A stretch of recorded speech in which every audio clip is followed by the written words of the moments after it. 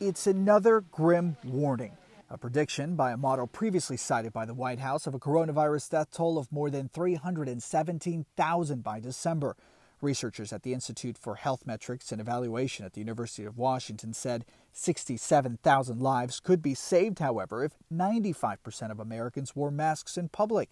Another doctor thinks even more people could avoid dying from the coronavirus.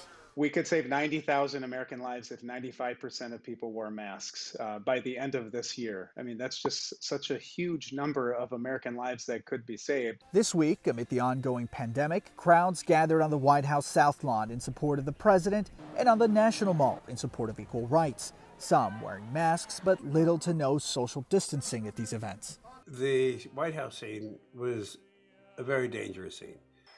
It is a super spreader kind of a case.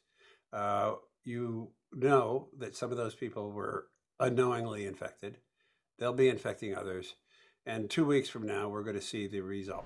On Friday, a Health and Human Services official expressed optimism about a future COVID-19 vaccine, saying efforts are, quote, absolutely on track, and we could see 4 possible vaccines in phase 3 clinical trials by next month. Many experts say it will likely be next year before a vaccine is readily available. Whenever that might be, the nation's pharmacists will be able to administer the vaccine, says the head of the CDC, Robert Redfield. Meanwhile, the American Academy of Pediatrics is calling on the CDC to reverse its recent guidelines, advising that testing may not be necessary for asymptomatic people who have come into contact with COVID-19 patients. It's a dangerous step backwards, wrote the organization.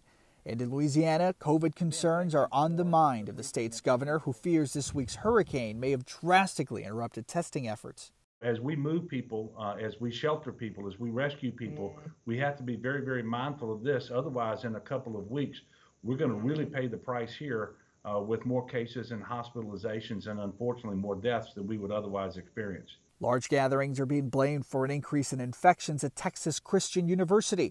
More than 400 cases and counting on that Fort Worth campus. A letter from one university official reading, "We literally cannot keep up."